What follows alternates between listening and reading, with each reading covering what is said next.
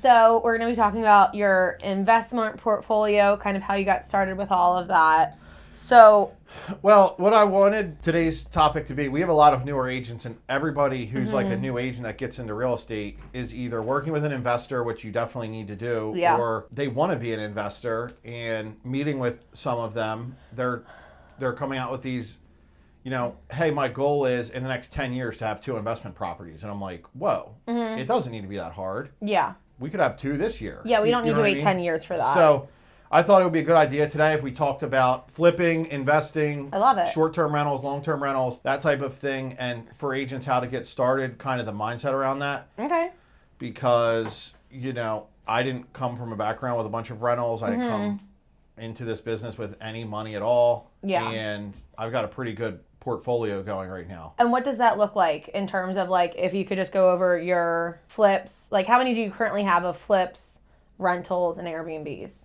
Long-term rentals and Airbnbs. Yeah. So I currently have 2 flips. I had 3, and I just refied out of 1.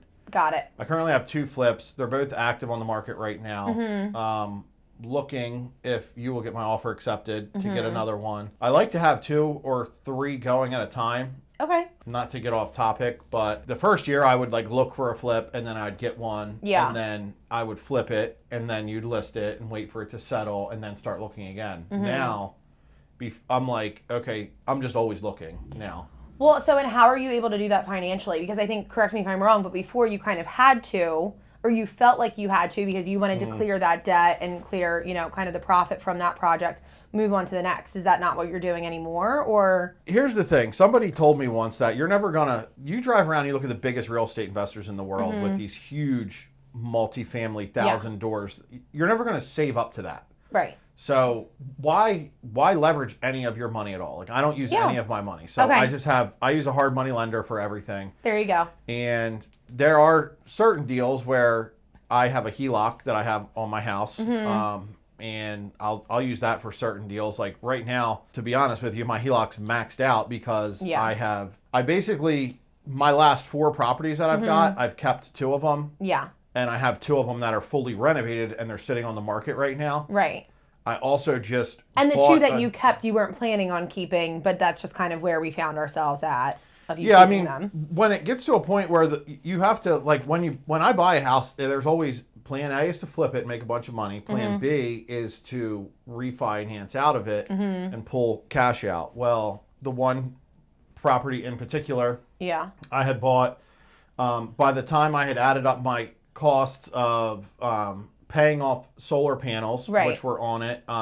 If anyone's listening, do not buy a house with solar panels unless you've got a bunch of meat on the bone because they're a mess. But by the time I had paid off the solar panels, because the loan wasn't transferable, replaced the septic, which didn't necessarily need to be replaced, paid commission and transfer tax, I was walking away with $10,000. Yeah. And if I refinanced and pulled my cash out, I was able to and it's a great rental in the area. $5,000 out. Yeah. And I could still keep 25% equity in the property. So at some point when I go to sell it, it was like the same. You so have it there. I kept that. Okay, wait. So you have 2 flips on the market right now. How many rentals do you have long term? I don't know. Okay. Roundabout number. Probably like 8. Okay. Cool. Somewhere between 8 and 10. And then what's the situation with your Airbnbs? How many of those do you have? 3? So yes, I have 3. However, one just converted into a long-term rental. However, it is a short-term. Like it's a furnished long-term rental. These people were displaced from where they were currently living. They needed immediate housing, didn't have furniture or anything, so they're living with me. Yeah. Not with you. They're living at my house. Yeah, exactly. And I've moved and purchased another house. Yes. So okay. So that's a lot. Did you ever anticipate on having this much when you first got started, or like what kind of was your goal when you first got into real estate investing? Did you just want to kind of just do some flips, or? Well, when I got in, I originally wanted to do flips with my dad. Okay. And we started doing that. My first deal I found off of driving for dollars. Fair. I called, first lady I called, she was like, yeah, we'll sell. Yeah. And it worked out. Yeah. That was a house, if we're going to take a mini lesson, that I sold it flipped for $200,000. Right now, that house is worth probably $400,000 or $375,000. If I didn't sell it, I sold it. I didn't keep it. If you held it though. If I held it, so. But then again, Yeah. I should have held it because I walked away with like 20 grand. Yeah. I could have kept it for 6 years or 8 years at or 4 getting years. $2,000 a month. Yeah. For 4 years. Mm-hmm. Made another 200,000. Mm-hmm. And I mean, I wouldn't have sold it at this point, so I would have had that tax deduction for the last however many years. Yeah. Plus, you know, so there's a way you can't keep them all. Like right. you have to, if you want to use if you want to not use your money, you can't keep them all. But right. you can flip one and use that money to refinance out of another. Yes. So I don't know if I answered your question. I don't even remember. You kind of bounced all over the place, but that's okay. So so you were just getting started. You wanted to start flipping houses with your dad. What were some of like the early challenges you faced? Well, first things first, properties? like you need to find the deal. Okay. So I was a newer agent. No one in my office would give me deals. Yeah. I'm watching everybody in the office just get these awesome deals all the time. Mm-hmm. No one would give them to me. Okay. So they were like, yeah, we'll give you a deal, but we want to be the listing agent when you're done. And I'm like, no. Like, I that's just part finally of my, did it. yeah. Yeah. So, how do you find the deals? You mentioned driving for dollars. That's how you found your first deal. What are other ways that... Now I'm getting deals from other agents in our office mainly, and I'm doing that. I'm telling the agents, if people you kind of bring me know a deal, you as the we'll investor in the office. That. Yeah. We'll do it, right? So we're also tell other agents, look, you now have an option on a listing presentation to offer someone a cash offer because we're equipped to make you a cash offer. Now, first of all, anyone here is able to say that if you want to do it because there are hard money lenders that will just lend you the money. If you find a good enough deal, of course someone will lend you the money. Right. Getting the money, I always used to think, so many people say that there's all these barriers to, and I know your question was how do you find the deals, but so many people think there's all these barriers like, I need to get an LLC. Yeah. I need to get general business insurance. Oh my gosh, what about this? Oh, I need to find my contractors. I need to find a plumber. I need to find... Yeah. There's so many stupid obstacles. The only thing you need to worry about is finding a deal. If you find a deal that's good enough, it doesn't matter how much you pay your contractor. Right. It doesn't matter how much you pay the hard money guy. Whatever. So because like you can go online and like a lot of people say that they're hard money lenders. And I think anyone would be a hard money lender for the right, like rate and whatever. But like, is there anything? Okay, now I'm kind of jumping because you led me to that. But is there anything that someone should be looking out for or like looking for in a hard money lender? I mean, someone that they can like really trust, or what's the deal with that? Yeah, I think you should get someone reputable because they're going to make you sign a deed in lieu of foreclosure normally, which means that the property doesn't need to pass through sheriff sale, right? Or a foreclosure action in order for it to get bought back by them. Yeah. So all they need to do is take that deed and go record it, and it's theirs now. So you need to have a level of trust. They need to be a reputable person. I would bet you that there's a family friend you have that probably believes in you, that has money. Yeah.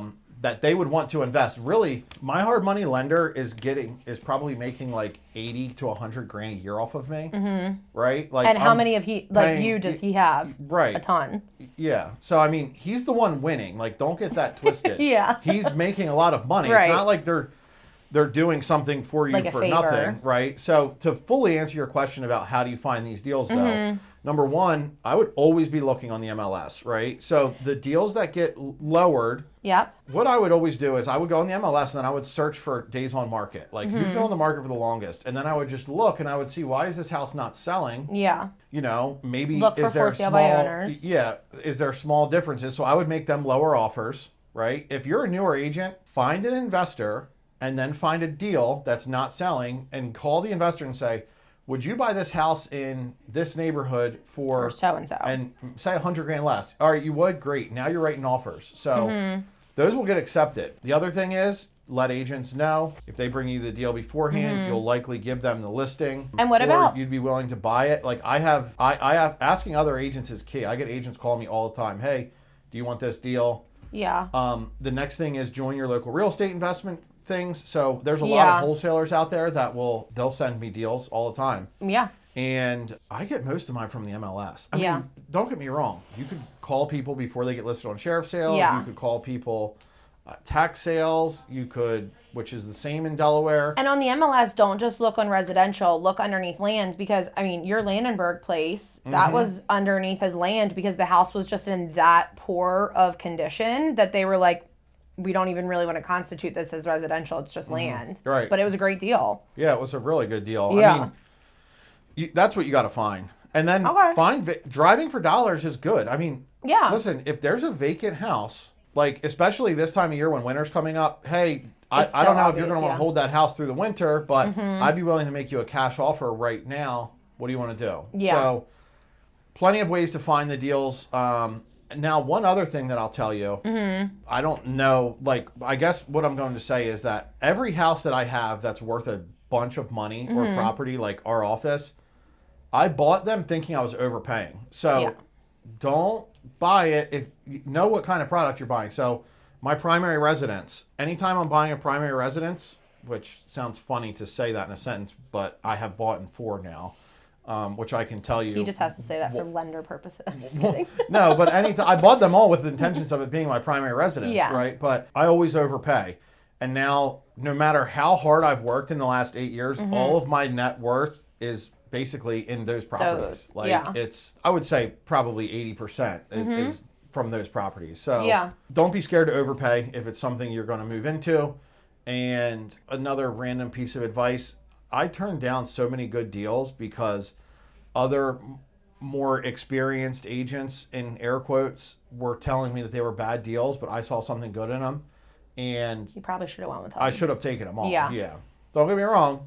You know, you make the most amount of money by walking away from a bad deal. Well, so so that kind of moves us into the next thing of like managing your risks and things like that. I mean, how do you properly evaluate a property that you're going to look at and like minimize those risks? Is there a way to do it, or? So there's a couple things. Like right now, where is your risk? Number one, the market could move, right? So if the market moves, where am I going to be financially? What's plan B and C? Right. So is it a good enough deal so that you can hurry up and flip it and you can have comps that are still sold from today that will allow you to refinance at an 80% loan to value? In other words, are you buying a house for $200,000 and there's a comp for $400,000 that even if the market moved, you would still be able to refi out and pull $300,000 at the very least, clear your debt and get you something. So so number one, like make sure that you buy the property right is how you're going to 100%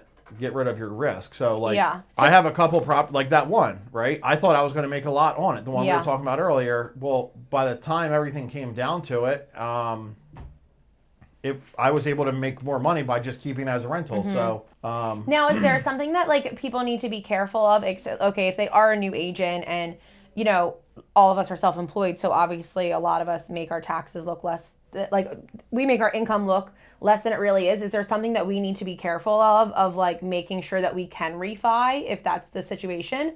Or will most lenders say, okay, you already have 20% value in the home, we can just look at this as like an investment property and look at the rental income? So that's a great point. I would talk to your lender beforehand and say, here's my plan. Right. Would I be qualified, right? Like Worst the lender scenario, on the property I was just talking about wouldn't let me pull any money out because he was doing a rate, and he could only do a rate and term loan if I had purchased it in under 12 months. Got it. They also won't refinance at a new price if it was after or before 6 months. Okay.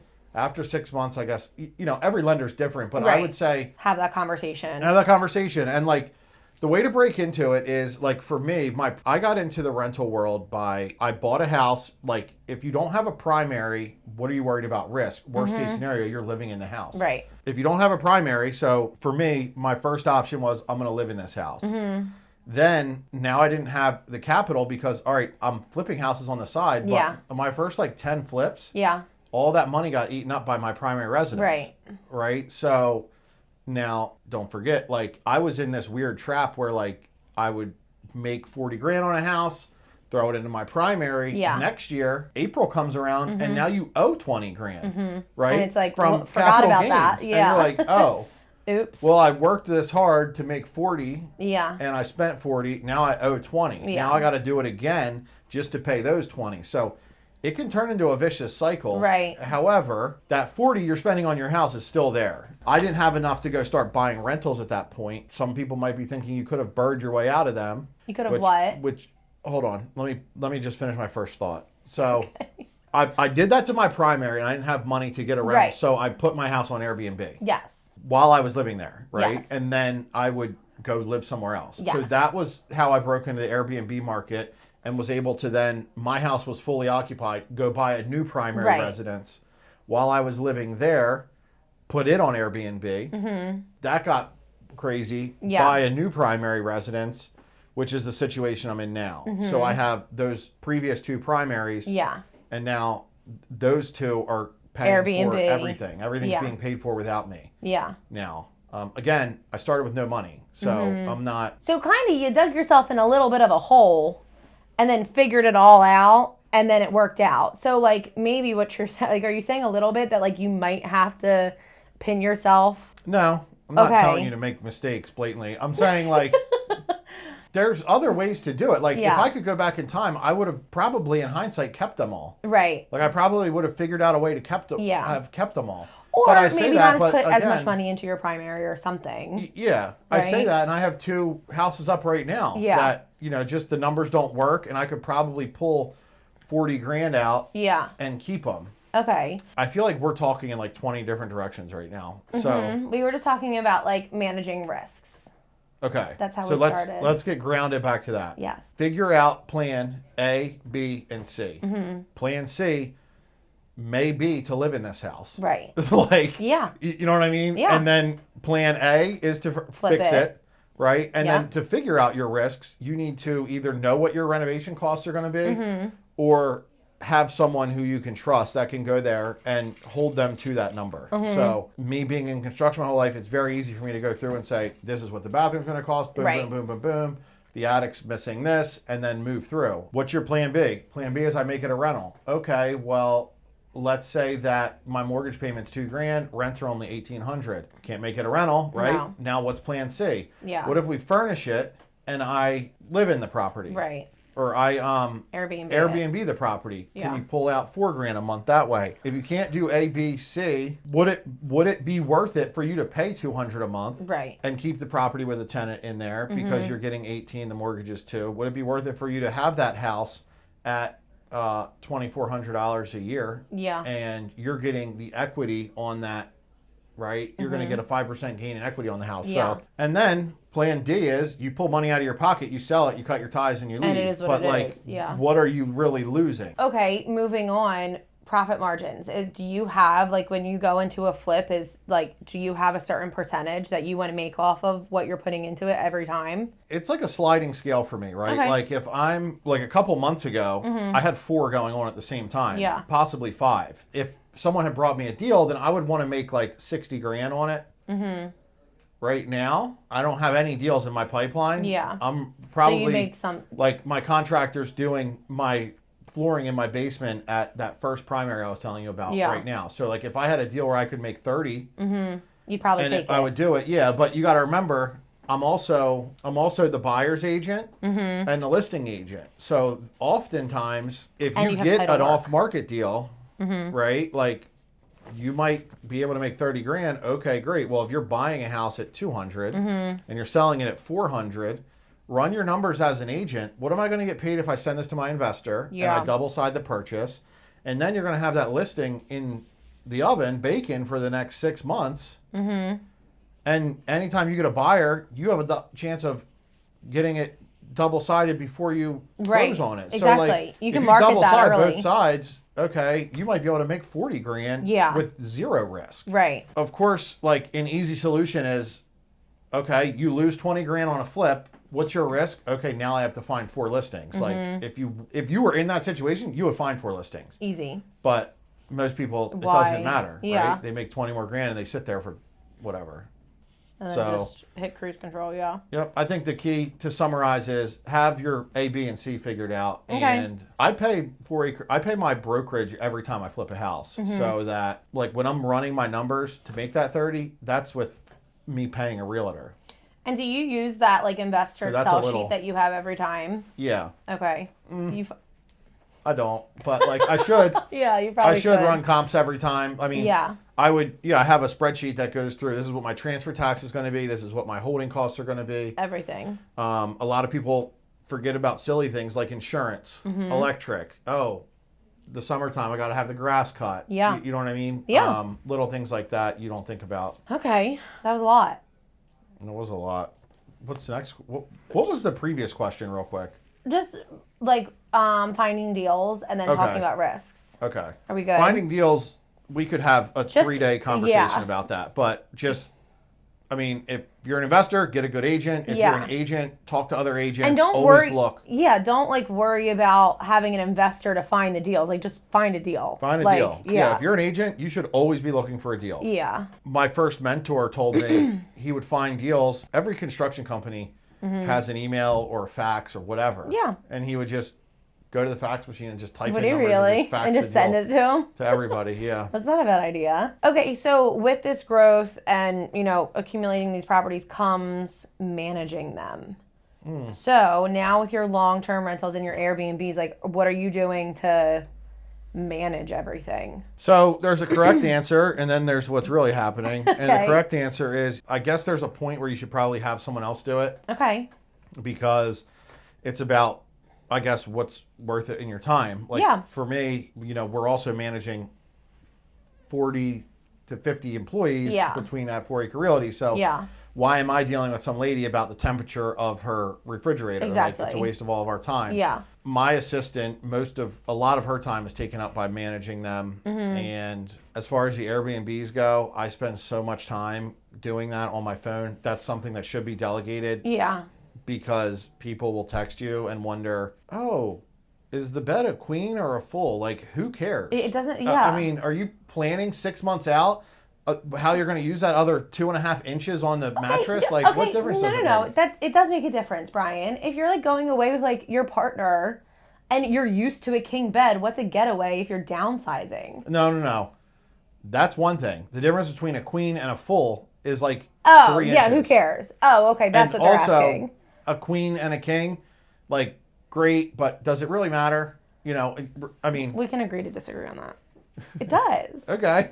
But I get what you're saying. So the Airbnbs are very time consuming. You would say? Okay, that's fair. But again, it is what it is. Like, if I was going to give you some advice on Airbnb, I would only buy a house that you would also buy it as like a vacation home or a home for you. Like, yeah. Don't make it income producing because the regulations are changing so much with all the different areas. And also, like, I have one in Ocean City, Maryland here. Our total in our pocket right now, like, we're not making money. And we were booked I have 2 Airbnbs. And the part that's kind of stinking about them is they're fully booked in the fun season. Well, of course. I can't use them. Yeah. And that's not enough for me to pay for it for the whole year. Yeah. So... one hand says, great, Brian, you have 2 waterfront properties that probably cost you $10,000 a year. And the other hand says, why are you doing all of this for nothing? Yeah. Like, why are you paying $10,000 a year for a house that you can't even use? In the fun season. Right. The fun season, like, who wants to go to Ocean City in November? Yeah, I mean, I do it. Literally, I'm the only one in the 4 blocks. Like, there's not even anyone there. So maybe look for Airbnbs that, like, you could use 4 seasons, or I don't know. That's worth it to you. Yeah, I mean, like, around us, Ocean City, Maryland is pretty slow from now until, like, next summer. However, 2 towns over in Lewis, they have an event planned because of their Chamber of Commerce every single weekend for the whole entire year, where every weekend, every Airbnb is completely jam-packed for 365 days a year. Yeah. Like, Ocean City, nothing. So just be aware of, like, the events and what's bringing people to the areas for the Airbnbs. Okay. That makes sense. What are you looking for? Like, I don't mean to use the term Airbnb because you can put them on what's it called? VRBO. VRBO. Just short-term short-term rentals. Yeah. So next question is just like tenant relations. So how do you handle, those relationships with the multiple properties? Do we want to touch at all about like the Section 8 housing that you're doing? Sure. I mean, well, that's the question. Well, I don't know. That just wasn't on here. Okay. So, what was your question that you just asked? My question was just how do you handle tenant relations with multiple properties? So, get some sort of a phone service where you can have a IVR, an inbound voice recording, which basically allows the tenant. So when the phone rings, I have 5 properties in Wilmington. I've been to one of them. Yeah. I've had them for 3 years, right? You call if you have an issue and it's about regarding your rent or something like that, you press 1. Okay. If it's regarding a repair, you press 2. Cool. When you press 2, it goes to a contractor. Yeah. And my contractor basically, well, he's my dad, but it could be anyone for you. Yeah. And just let your contractor know, look, if you get a call from my tenant, you're free to spend up to $1,000 without calling. Without calling me, yeah. That's a great idea. And then if it's about like their lease or monthly payment, it goes to if they're going to be late or something like that on their lease, that should come to me, but it's going to my assistant. And that's just going to a voicemail? No, it forwards to her cell phone. Oh, if they press 2, it goes to the contractor's phone. If they press 1, it goes to her phone. Awesome. And that way the tenants don't have your personal number and all that. You know what I mean? Okay. Love it. Of course, we do offer Section 8 housing vouchers. I don't know that they're even called that anymore, but basically the government pays us the rent, and it's pretty good. Do you favor those rentals that you have more than others, or does it not really make a difference to you? It doesn't make a difference to me. I mean, there's a sense of pride of when they pay the $2,000, they take a lot better care of the house than when someone else pays. Okay. So again, just like know the product that like... Just know what you're getting. Yeah. You know what I mean? If you're making a house that's a Section 8 house, be aware that it can be gross. Okay. Fair. So, okay. I feel like we've like already answered some of these, but... Well, ask it because we've gotten disorganized. So choosing the right investment. When looking at a property, how do you decide whether it's better suited as a flip rental or short-term rental? And what factors influence the decision? So I'm not really buying short-term rentals right now. Yeah. Because they're too time-consuming. Yeah, it's time-consuming. Yeah. And it's a mess, and it's not really that great. Yeah. So how do I decide if it's going to be a flip or a rental? So a flip is something you want to get in and out of quickly, right? Long-term rental is that there could be a few reasons you might want to buy a rental. Like maybe you know that in the next a rental I'm not ever selling. So if maybe in 30 years, okay, I could see this pattern where this might become a much better area. Okay. So I'm going to buy there. Like maybe you have a more of a different approach and you're just looking at cash flow. Okay. Like there's an idea of creating this machine around, I'll just be completely open with you guys. Like in Chester, what I've been doing is buying a house for $35,000. I put 35 into it. I get it to appraise for like 120, and I pull all my money back out. There you go. Do you need to ask me any questions about that, or do you think everyone gets it? I think people get it. Okay. And then you pull all your money back. You hold it as a rent. So now my mortgage payment's $700. Yep. My rent income is $1,700. That's this one specific property. Okay. Well, now I'm cash flowing $1,000 a piece. Okay. Well, my goal for rentals is to get 50 of them. Okay. Once you have 50, now you can buy one a month off of the cash flow from them. Is it hard to believe that a house that's valued at $120 is renting for $1,700 a month? It depends on the area. Okay. Like, yeah, it is. Like that's kind of hard to believe. Yeah, it is. You know what I mean? And that's not through Section 8, or it is? No, it's Section 8 will pay you that, but but you aren't going through that. I would. It depends on what they need. Like I'm approved for Section 8 up there. You have to go through a process and get an inspection and all of that. But if that's a little project I'm working on. So I'm okay, on the side, could I get 10 of them? Now I have 10,000 a month, right? Yeah. So for me to flip one, the first one I flipped. Yeah. And I made like $15,000, and I'm like, why did I do that? Yeah. And I'm looking at the guy at the settlement table. I'm like, I should be buying it. Yeah. Why? And I already own it. Yeah. Why? Do you know of any deals like this? Yeah. Because I want to go buy them. You know what I mean? I think that buyer was like, correct me if I'm wrong, I'm pretty sure you realized this when he was so eager to buy the house, and you were like, should I be doing this? Like, why does this guy want this house so badly? Yeah, I'm like what the heck? Wait a sec. So, I mean, when you rent a house like that, you're making money 4 ways. Yeah. The person's paying down my mortgage on that $700. So there will be a point where that mortgage is no longer there. Right. I'm getting the cash flow, the $1,000. Yes. The property's appreciating. Yes. So it's going from being worth that 120, next year's going to be worth 128, the next year's going to be worth 100, whatever. I said 4. Those are 3. Is there another way, or is that it? I mean, you're also not You don't have to worry about any capital gains. Yes, you're writing off your tax. You have a tax write-off. That's your fourth one. So you're writing off you're depreciating that over 27 years. So you get enough of them. That's carrying over into your. Well, it's not going to carry over into your flip income if your other income is if you're making money off of other flip houses. But didn't you do like a thing with ChatGPT and it was like, how long would it take you to get like 50 of them or something? I thought you did like a whole insane. Thing. It was wild. It's insane. I kind of want to do it right now, but maybe you could do that. You could do like a screen recording or sharing or something. Yeah, we could do it later some other time. But I mean, what are the downfalls to that, right? Like let's say the air conditioner breaks and it cost 10 grand. Okay. Well, now my next 10 months is beat. However, I just put that in exactly, and now it's worth more. So how do I decide if it's going to be a flip? If I need cash to support like my rental endeavors, and I find a good deal that nobody wants and I can flip it, then first things first, when I say nobody wants, I give it to my investors first. So, hey, do you want this? Yeah. No, I don't. Okay. I'll buy it. Let me see if I can make it work. Yeah. Because I know that that's a listing for the office. It's a purchase for the office. I'm going to keep my contractors busy. Right. There's opportunities to make money there. Like when you're flipping a house, if a stove, you plan on $800 and you get a stove for $200, you just made $600. Yeah. Right. So like to have those going all the time. Yeah. It accumulates really quickly. So, okay. I mean, what's your strategy for growing then, like without overextending? Or do you feel like it's kind of hard to overextend? Well, it's scary because right now the market's shaky. Yeah. I mean, it's not shaky like that. It's shaky in the terms of I don't want, like 3 months ago I had 5. Yeah. 3 of them didn't really sell. The fact that like some of them are like sitting as long as they are, I'm blown away. Yeah. I'm like, what's going on? Yeah. And then like yesterday I had a girl back out of one, right? Because of a regulation that was a new regulation after the house for siding in 2010.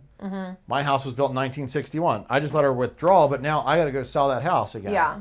So every day that I'm on the market, I'm paying like $100 in hard money fees. So I don't know that to answer your question, what's my goal for scaling? I think it's part of your other question of how do you limit risk? Like, I don't want to have more than 3 going at a time. Okay. And everyone should know their own comfort level. Like I know that I can sell really quick. Yeah. Listings in my buy-sell business and bail out Brian's flip business. What you need to on the flip. Okay. If I have 6 of them, I can't do that. No. However, like if I had 3, yeah. Now I can give 3 to my other investor. Yeah. I can wholesale them. Right. You know, there's plenty of different options. But I'd love to have someone full time always looking for deals because that's the only thing it is. And I even hired a girl and I was about to say, just like you, not to be rude, she decided not to work because she was pregnant. This is what he does. Are you allowed to be pregnant on the podcast? I don't know. Okay. HR department will hear about this. That's why we don't have an HR department. Okay, so can you give us a time about when you had an investment or a flip that didn't go as planned, and how did you handle the setback? I've sold probably 4 of them like without making any money. A lot. So one thing that I've done a couple times is just not got septic inspections, which that's a crapshoot. Like they could cost between Why would you do that? $30,000. Like that, I feel like that's so important. Well, I feel like I've seen almost every investor that I've ever worked with, like roll the dice and just like sometimes you just have to learn the hard way with that one, and then you never do it again. That's crazy. Well, there's something about, hey, Mr. Seller, I'm purchasing your house and we're not getting. Here's the cash. I know, and we aren't doing anything. We'll be at settlement on Friday. Yeah. It's not, my guys are coming out in their green shirts and like the fluorescent shirts and probing everything, and it's just kind of a turn off. So dramatic, but okay. Like if I'm buying your house, I'm buying it. Yeah, I get it. So just so you're aware, a lot of the times, if I say I'm not doing a septic inspection, I've already included in my numbers $20,000 for a septic. Well, that's good. So if the septic's good, okay, I'm making you're 20. Making 20. It's not that if the septic's bad, I'm losing 20. There you go. But like any other. What was the question? Have you had any flips or investments that didn't go as planned? How did you handle the setback? Well, I think that that house that most recently that I refinanced out of, that was one. You don't have any other like crapshoots that you dealt with? I'm trying to think. I've had houses where I didn't make any money. I had one that was really cool where I bought this lot off Craigslist. Remember that house?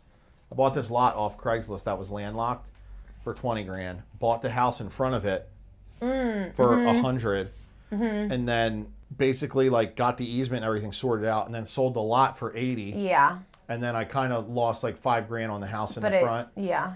But thank God you sold that house. I sold that one because as soon as I got in, I was like, this is a bad deal. The foundation, there was tons of issues. It was really bad. I sold it, and I think the guy who bought it, he listed with like 4 different agents, had the house on the market for like 2 years. It was right next to my best friend's house, so I drive by it all the time.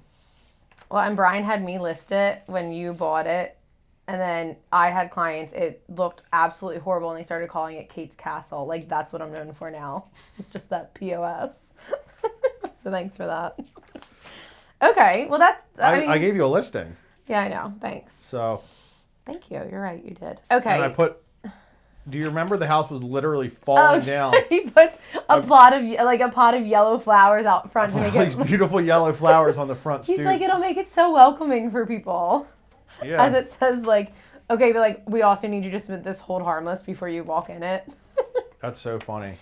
I think the key is like just having a really good contractor that, first of all, don't go to the flip more than once. Like, I mean, people are going to think I'm nuts, but I go to the flip once. I go back leisurely. Look, I go back because it's a hobby for me and I like to. It's like you have a free hour on the weekend and you're checking things out. But if you can get a contractor in there to just do everything, yeah, don't worry about it. Yeah, don't be like, oh, I'm going to paint or I'm going to do the tile. Like, well, people will say, oh, yeah, exactly. I'm going to get everything out of the house. Yeah. Now I'm going to go spend Saturday and I'm going to go to Lowe's. Then I'm going to go shop for tile. Then blah, blah, blah. I used to do that. In this industry, though, it's not worth it. Go sell another house that weekend.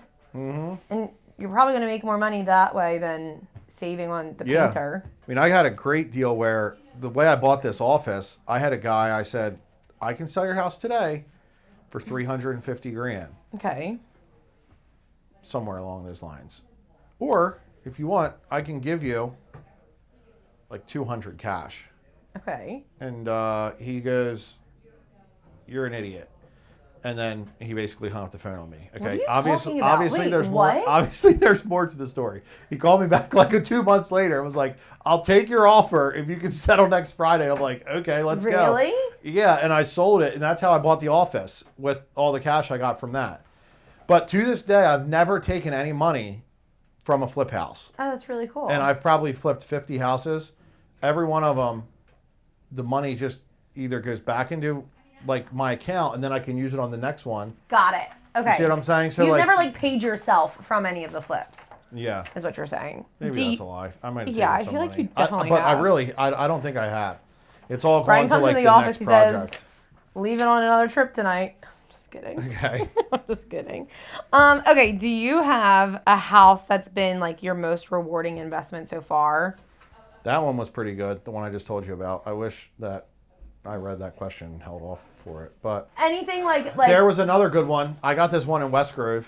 And you helped that guy. Like yeah, I even helped him. Like we were sitting at settlement and I had to give this guy goes at settlement. I don't know. He was like, I don't know where I'm going to go. Basically what happened was I get under contract. I go, all right, think about where you're going to go.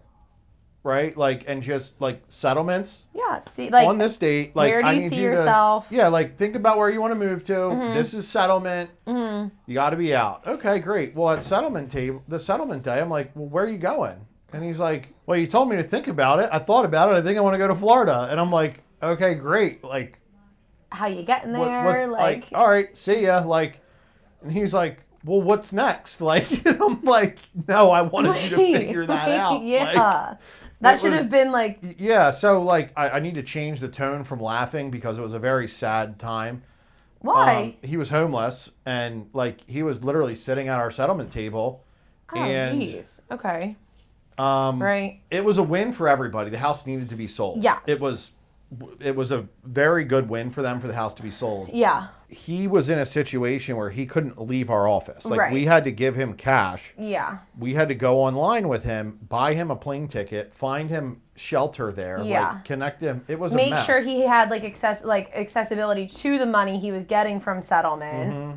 So like he had money once he got down to Florida. Mm-hmm. But no, I forgot about that. That was a good one. The lot that I was just telling you about was a really good one. Yeah. The other place that I was telling you that I bought my office on, that was a really rewarding Where one was for that? me. What are you in talking Wilmington. about? Okay.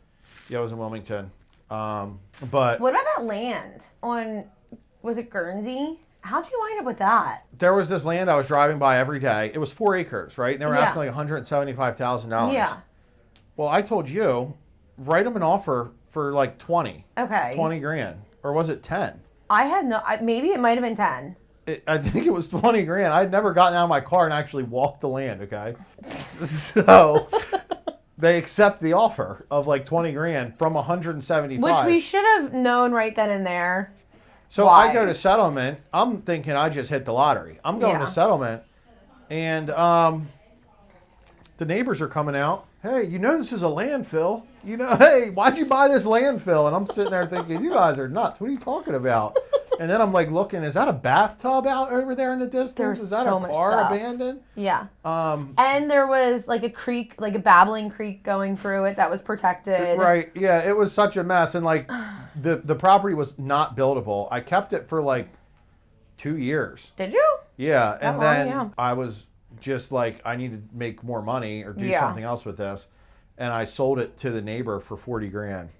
Did you really? Mm-hmm. Oh, wow. So you didn't do too bad on it. And I could have gotten a lot more, but he was a really nice guy. And he was like, hey, you know, I Yeah. want to give you 40 grand. That's all I got. And I was Yeah. like, all right, cool. I wouldn't. That's like the right I didn't thing want to take do. that away from him to make an No, extra 6 grand. Exactly. There's no way. So- Yeah, that was the right thing to do. I forgot about that. I know. That was a waste of our time buying that. Entirely. Then like the one day we like went out there and like walked it because like he Yeah. was like really set on like somehow we could make it work. Well, I had a lot more energy then in Right. real estate, and I was like, I'm going to go to the zoning meetings, and I'm going to change this, and blah, blah, blah. And Well, it wasn't that you had more energy in real estate. probably I avoided- think that you just thought that you weren't as decisive with your energy is what it was. and I got these other 2 random pieces of land off of this random website Yeah. for Chester County. Remember? I've said this before. No, I don't remember where that Yeah, I got I got these 2 pieces of, they're not buildable. I bought them in Coatesville. Oh, I do remember. For like $1,200. So Mm-hmm. you get them from, I think it's called the Repository List. Okay. Google that, and then there's state-owned property that you'll find a piece of land that's like 6 foot wide, dividing 2 houses, right? Well, the play is you sell it to the neighbor Yeah. Yeah. for something, 'Cause but you who can else get them is it for worth free. to? The Yeah. minimum's $1,200 just to get it recorded and stuff. But Yeah. as a realtor, Mm-hmm. you're allowed to have a sign on a property if you're trying to sell it. So in my head, I was like, I'm going to buy all these ones that back marketing. up against these good roads. Yeah. And just put a sign on them. I Yeah. did it, and that was 4 years ago. I never put a sign on it. What an idiot. Do you still have it? Yeah. Okay, but put a sign on it. I need Put to. it on the to-do list. I That's keep- wild. It's on my to-do list. It's just whatever. That's unreal. Okay. Anyways, Some guy's going to be like, what's going on? Somebody's selling my land. I think I need to like identify that it's mine. probably. Okay, so I mean, looking ahead, what's next for you in your investing journey? Like, is there any new markets or types of investments you're exploring? Do you think people care? Like, I'm trying to The talk only to reason why I think people would care is because if you're doing it, maybe that would put in their mind like, oh, like maybe I should look into that too. Okay, so like or without a maybe they doubt, don't the care. play is flip houses as if you're an agent, flip houses as they come. Like Mm-hmm. find financial means to be able to pull the trigger when you buy a house. Mm-hmm. Run numbers all the time. Like the part that sucks is I used to look and be like, oh, like I didn't know what all the other houses would sell for in that Yeah. neighborhood. So I would go through every day, 400 houses on the list. Like, oh, this one had I would go through the hot sheets, 400 Yeah. changes pending, whatever. Yeah. And I would look, and then I'd have to look up how much they'd go for in that neighborhood. Yeah. And then I'll go to the next one. So just do that all day. Yeah. Learn the You're going to markets become and a the great neighborhoods listing really agent well. Yeah. by doing that. Mm-hmm. And then have the financial means to be able to buy them, make offers as they come, Mm-hmm. as you find them, or find what you think it'd be worth. Yeah. And then make it so that you can make cash so that you can buy other properties that cash flow. Okay. For my example, I'm buying a bunch in Chester right now. I'm flipping houses, getting that cash, buying a house in Chester.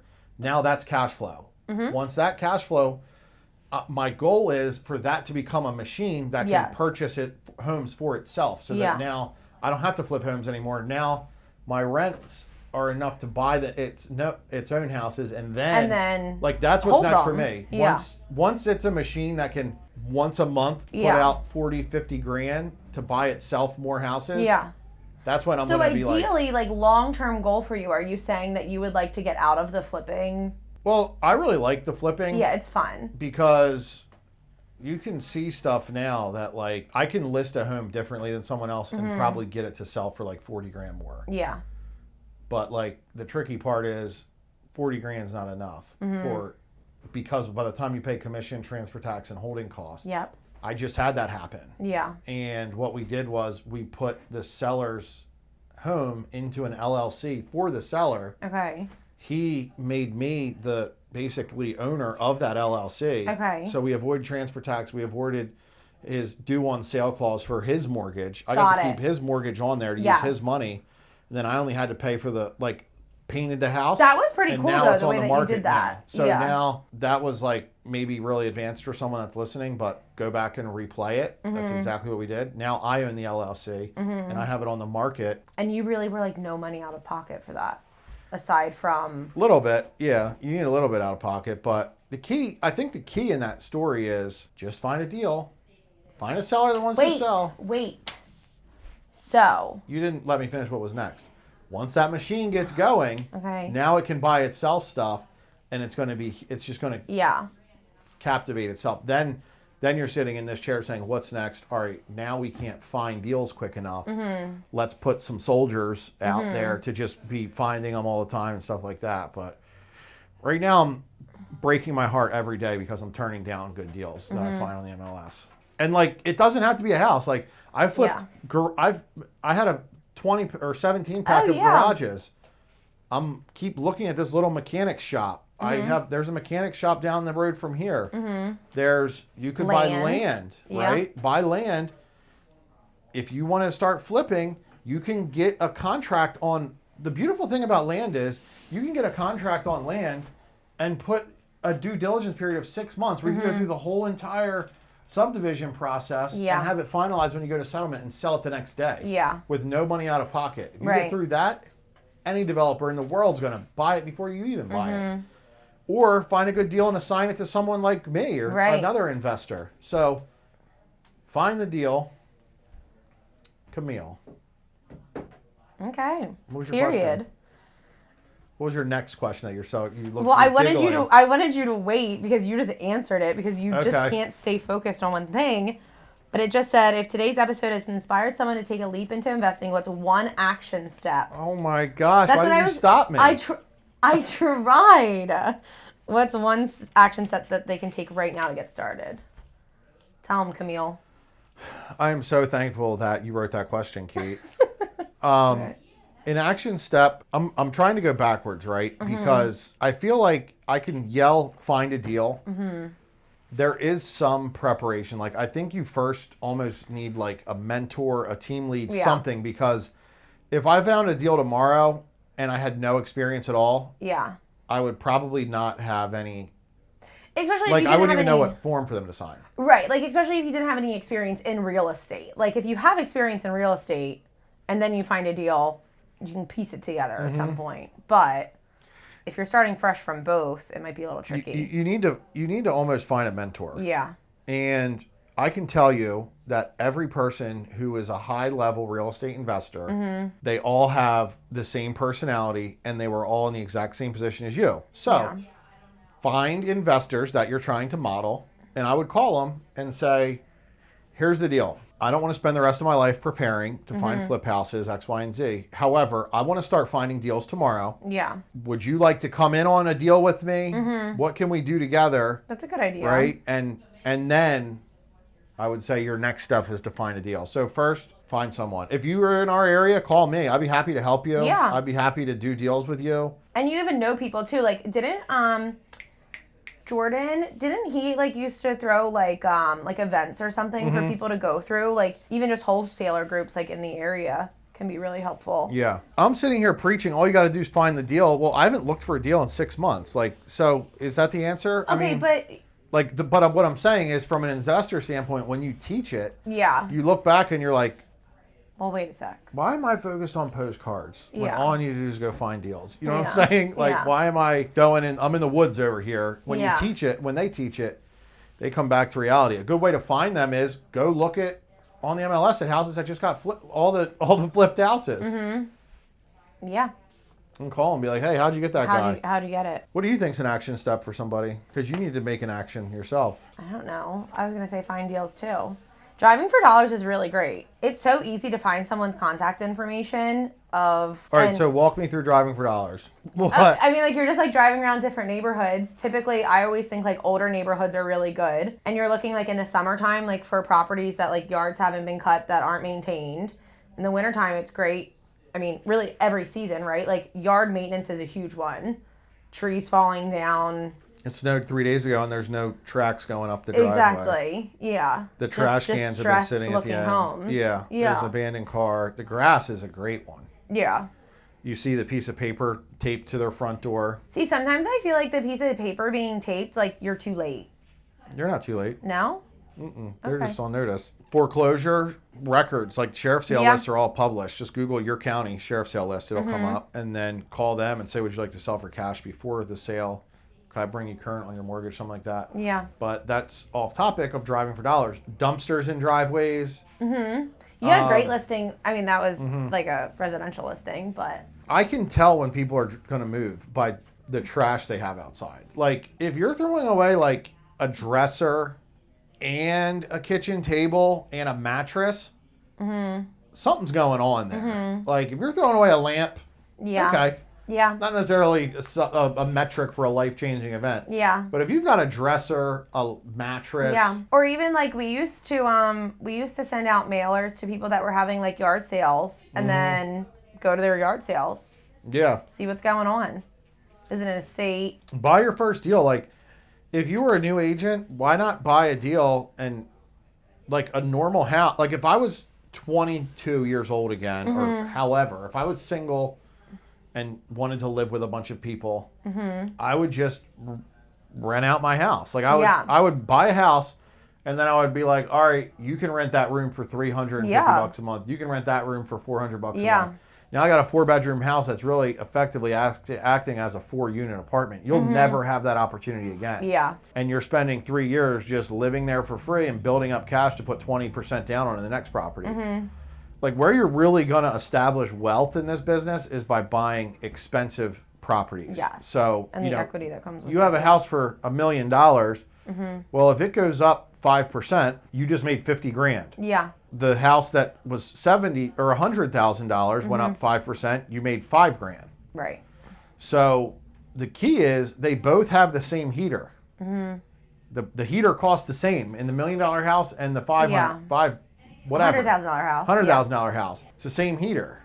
The toilets, it costs the same amount to get the toilet unclogged. Like so those maintenance items cost the same, and you're losing on you're also depreciating $1 million asset. So now you're getting a 27th every year that you're able to deduct from your taxable income. So I mean, if you're playing that card, I think it's a great card to play. Like, but if you're looking for cash flow, that's on those $100,000 properties. You're not going to get the same cash flow out of the $1 million. It's just not happening. Okay. I mean, I'm making my most amount of money on my primary that I have being fully rented out right now. Yeah. So if you already have a house, that's your first step, right? If you're an agent that says, I just got in the business and I don't have 2 years of tax returns, so the lender's not going to let me buy anything. You have a couple options. Number one, you can do what's called a DSCR loan, a debt service coverage ratio loan, which means the house just needs to appraise from a rental standpoint for the monthly rent being more than the monthly mortgage payment by $1, or, talk to your lender. But there's that. The next thing is you could buy a house with a lease. You could also buy a multifamily property and use the other as the other units income as qualifying income. And then another option would be, what's another option? There's another option. I don't know. Oh, you can do, some lenders will do a 1-year tax return loan. Will they? Oh, a bank statement loan. Oh, like a no-doc loan. Yeah. You can do a no-doc loan. Yeah. Just do it. Yeah. Why not? That's what we did. Who cares? You need the place. And if you're buying your first house, don't worry about, oh, the one next door sold for 10 grand less. Who cares? Yeah. What? You're talking about when you sell this house in 30 years? Yeah. Just keep it forever. I would say that my house, my office, anything that I have that I love and is like my favorite, I think the day I bought it, I thought I overpaid.